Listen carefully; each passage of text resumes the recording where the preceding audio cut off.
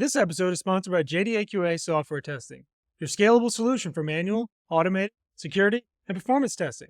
Check us out at jdaqa.com. And with that, let's get on with the show.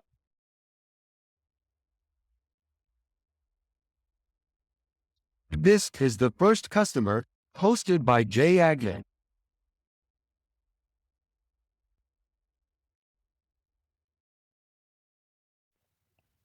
Hi, everyone. Welcome to the First Customer Podcast. My name is Jay Agner. Today, I'm lucky enough to be joined by Dori Yona. He is the CEO at Simple Closure. We were just talking that he's unfortunately a 49ers fan, and I'm an Eagles fan, so that's okay. Dori, hello, my friend. How are you? Thanks for hopping on.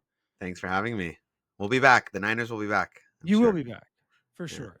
Ridiculously talented team and a great organization. So I'm not worried about you guys. You're based in Santa Monica right now, right? I think you were saying? Correct. Santa Monica. I've been here for about 9 years. Where did you grow up? And did that have any impact on you being an entrepreneur? I guess so. I mean, Silicon Valley is the core of entrepreneurs. So I was born in Tel Aviv, Israel. And then when I was 8 months old, my family moved to the Bay Area. And then we lived in the Bay Area, Sunnyvale, to be specific. And so I grew up in the Silicon Valley. And then when I was 13, we moved back to Israel. And then I went to high school and military service there. So I definitely think that, growing up in the Silicon Valley had its influence. Okay.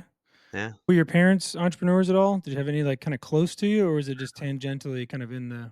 My parents were actually entrepreneurs. They sold Okay. so we actually moved. My dad was being relocated for a job. He was in the semiconductor space, Mhm. hardcore Silicon Valley chips and semiconductors and things like that. And after 3 years of his relocation, him and my mom decided to open their own company, and they ran the company for about 10 years. At the end of the 10 years, they sold the business. And so as a kid, my parents were co-founders, co-CEOs running a business. They grew it. They had a successful exit. So yeah, I mean, I'm sure that influenced me to some extent.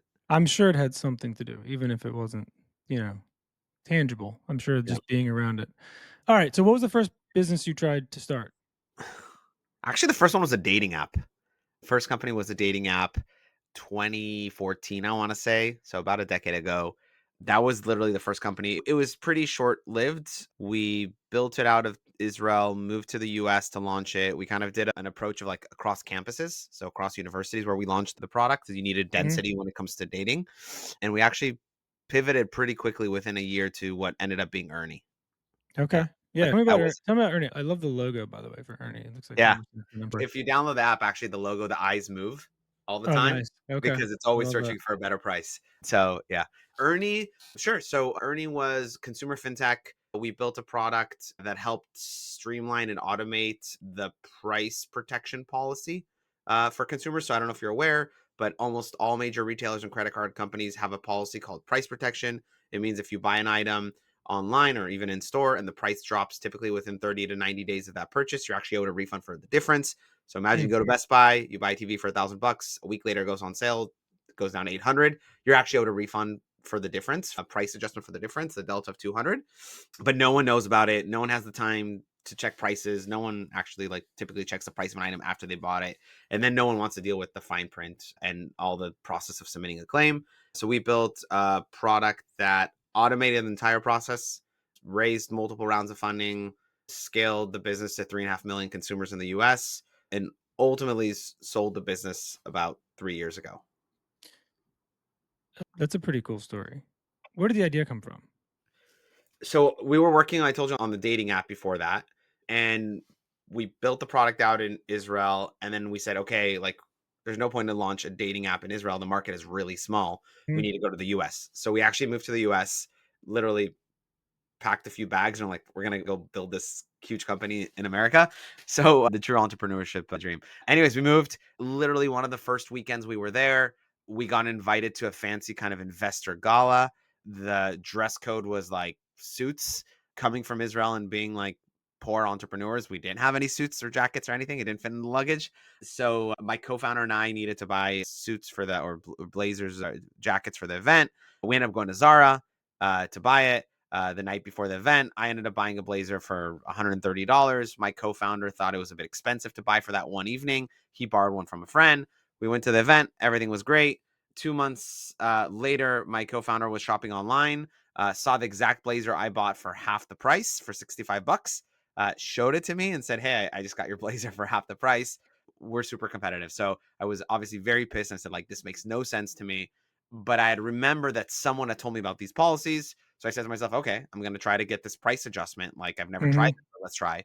And after a few weeks of back and forth and faxes and phone calls with my credit card company, bottom line, like, we got a check for 65 bucks, or I got a check for 65 bucks like a few weeks later. And then we're like, holy shit, like, that's insane. That's an example of one product that by chance we track the price. What happens if we could do it on every product and every purchase across every consumer in America? So that's kind of what sparked the whole creation of Earny. Yeah. Wow. How did you guys what was the process of selling it? Like, did you solicit people? Were people offering you? Like, what was the process? Yeah, it was a long process, long and painful process. We had offers to acquire through multiple periods of time throughout the company. There were times where literally it was inbound, and I would say some of the largest buy now, pay later consumer companies out there gave us term sheets and offers to buy the company. We ended up Mhm. not selling to them. Then we went through a process with some banks, financial institutions that wanted to offer like these types of products to the consumers. That didn't materialize in the end. I think like also COVID started, so that changed the whole M&A Mhm. landscape. And then eventually we ended up launching a consumer insight business off of the insights that we had from consumer purchases. And we had multiple customers, and actually, two of our customers gave us offers for acquisition, and we ended up going with one of them. But it Wow. was like start to finish, multi-year process. It wasn't like it happened overnight. Ultimately, when the partners decided the consumer insight, I think that was a pretty quick process. It was like probably like a 90-day process. But when we first had the initial discussions with like banks, buy now, pay later companies, and things like that, was years earlier. So, If yeah. somebody has a SaaS product that they're trying to sell, I mean, what are they supposed to do? What is like the first step? Like if somebody's never done it before, like what would you suggest they do or avoid doing? You may have learned in that. Yeah, look, I think one of the problems around acquisitions in general, and like especially in tech or not only in tech across the board, it's a very fragmented market. It's actually like it's one of the things that I care deeply about, that there's this value that you've created, a business, a SaaS product, whatever that is, and there's someone out there that that does and will find value in what you've created. But being able to scour the internet or scour the market and like the billions of people that are on this planet and find the ones that are interested in buying you are very, very hard. I think it's very hard to connect between a seller and a buyer, especially when you're like stressed on time to sell a company. I think that there's some platforms out there that have tried to start to kind of condense it and create a platform around it. Like there's companies like acquire.com, if you've heard. So if it's a Mhm. very small SaaS company, I think like that could be, or e-commerce or SaaS, there's a few platforms out there that are good for that. So I would suggest like listing it there. I've heard mixed reviews on that. I've heard founders that like it doesn't work. I put it there. It's been there for months. I haven't even gotten one Right. request. And so if you actually want to sell, like what I would recommend is l- one of two things. One, look at your competitors and go reach out to your competitors and see if they're interested in acquiring it, because if they're competing with you, they're in the space, they understand the value of what you're doing, and they might want to continue growing their business. And the second thing I'd suggest is, again, depends kind of like on the size and the revenue of where you're at with the company. But the other thing is, if you had competitors and they were acquired by other companies, meaning like Mhm. I don't know, your company was acquired by a buy now, pay later. I don't know, call it a firm, right? Acquired Mhm. your company.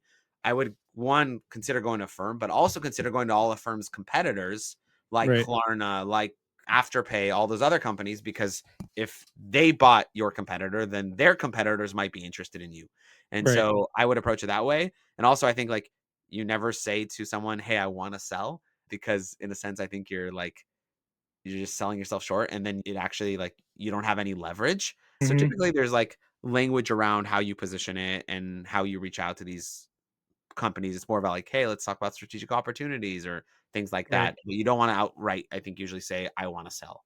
Yeah. No, that makes sense. I mean, it's like going to buy a car, right? Like you don't tell them that you have a trade in until you've already got the price of the next car, right? I mean, that's like, yeah, very good advice though. I love looking at the competitors um who didn't get to buy or the funding companies that didn't get to buy your competitor, right? Because they were Yeah. obviously maybe interested in that's a great idea.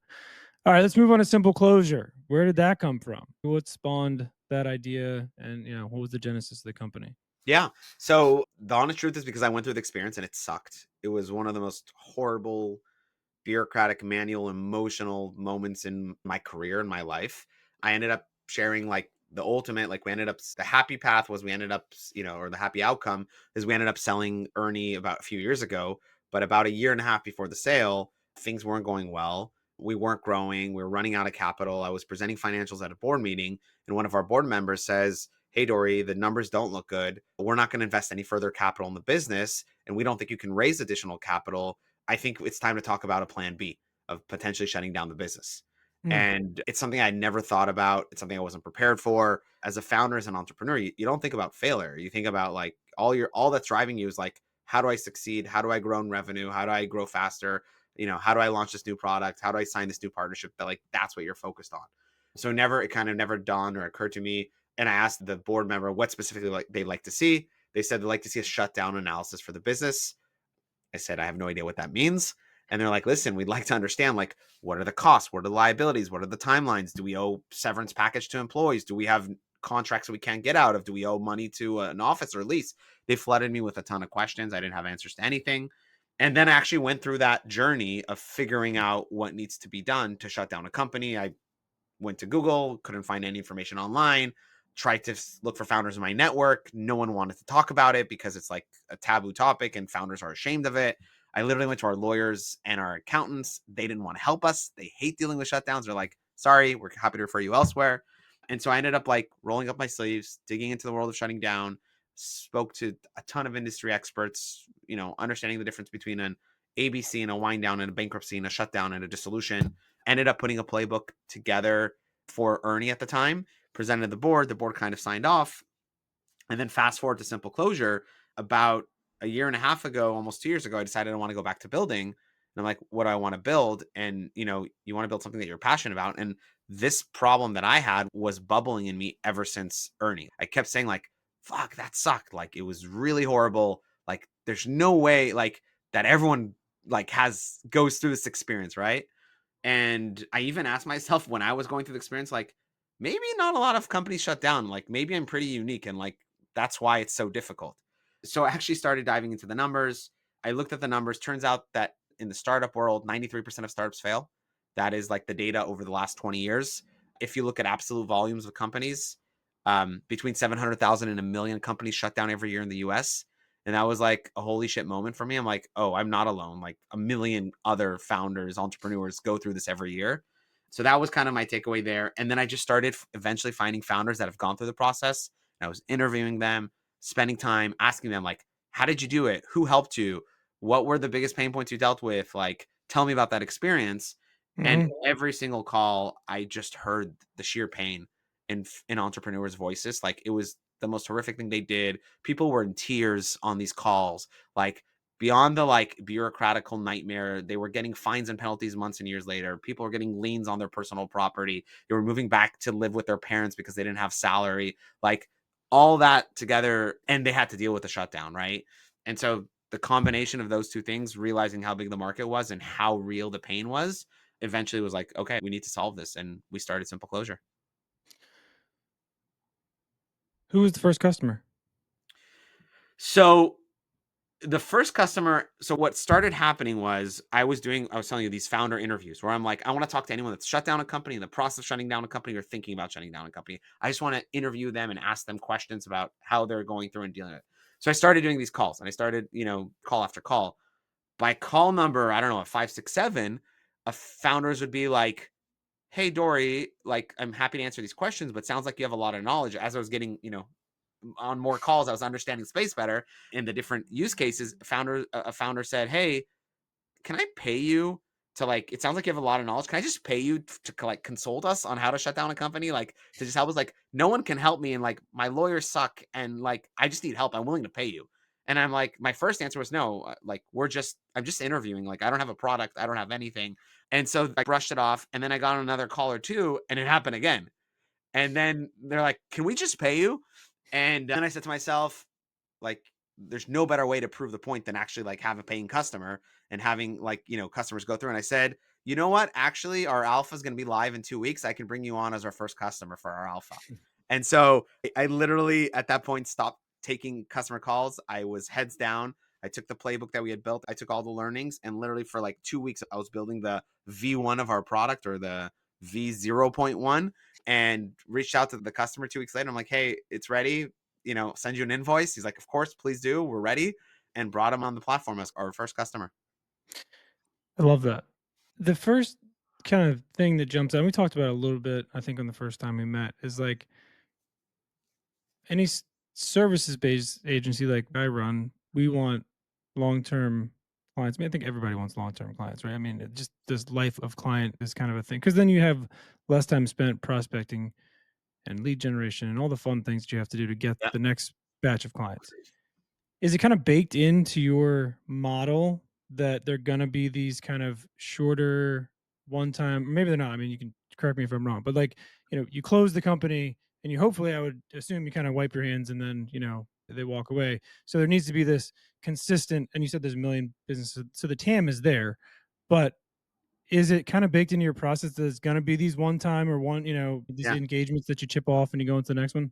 Yeah. No, great question. Look, I think it's one of the things that we think a lot about at the company, the recurring revenue, not, both from a user acquisition perspective and also from like a multiple perspective and valuation of a business.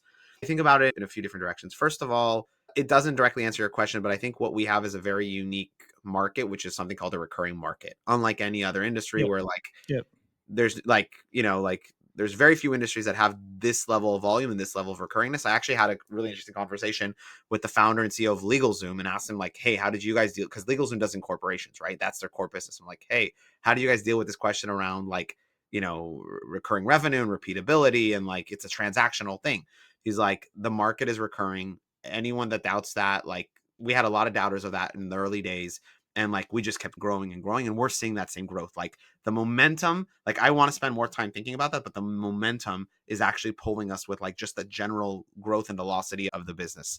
But I think we're in a unique place where we have a recurring market. Second of all, our go-to-market motions are for the most part B2B to C. What does that mean? We have partnerships with law firms, with accounting firms, with incorporation companies, with payroll providers, where in a sense we are embedded in their work streams and workflows. And if I have a lawyer that knows about Simple Closure and is now working with us, although their end customer is the one that's paying us and they are churning after they shut down, that lawyer in a pretty predictable fashion is sending us a company a month for a year. So in a sense, Mhm. the recurringness is coming from that relationship with the businesses that are actually sending us clients. So that as well.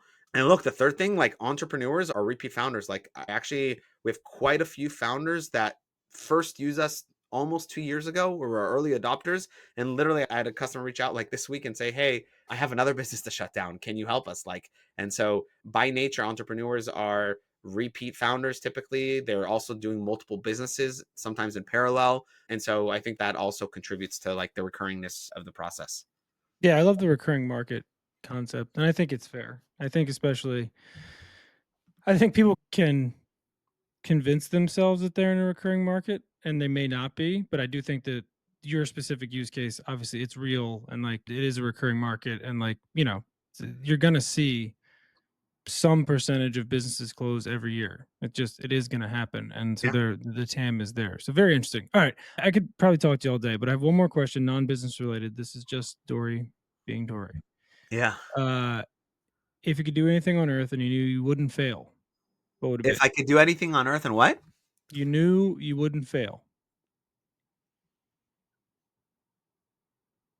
Probably be an astronaut. Great answer. Yeah.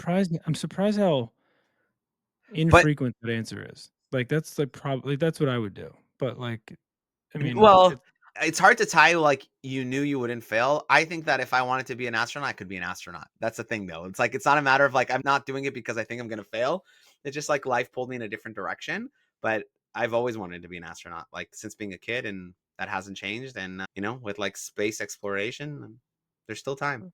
I love it. I Yeah. love it. And well, I mean, the beauty of the question is that you don't have to worry about, disintegrating on the way back in, or like, any Right, sort because you're of not gonna heck, fail. So there's we're no taking we're taking the dying component out of it. so that makes it, a little more interesting. I would probably lean more into that if I knew I wasn't gonna die. All right, well, the story, man, I love the continual just like find the next thing, build the next thing, put the playbook together, take the pieces from the different companies and kind of rinse and repeat. So there's a lot of good stuff that I think people get out of today's episode. If people want to reach out about Simple Closure, or if they want to reach out to you directly about anything they heard today, how do they do that? If they're considering shutting down a business or just want to figure out what that entails and how to plan for it, the best is simpleclosure.com, and they could speak to our team and schedule time. If I can be helpful with anything, I'm on LinkedIn, I'm on X, my email is Dori at simpleclosure.com. It's pretty straightforward. Yeah. So happy to Sweet. connect across all channels. Beautiful. Hey man, have a great weekend. Thank you for being on. We'll stay in touch, obviously, but have a great weekend. Best of luck, and we'll stay in touch, buddy. I'll talk to you. Thanks, Sounds good. Dory. Thanks, Jay. Thanks, man. Thanks.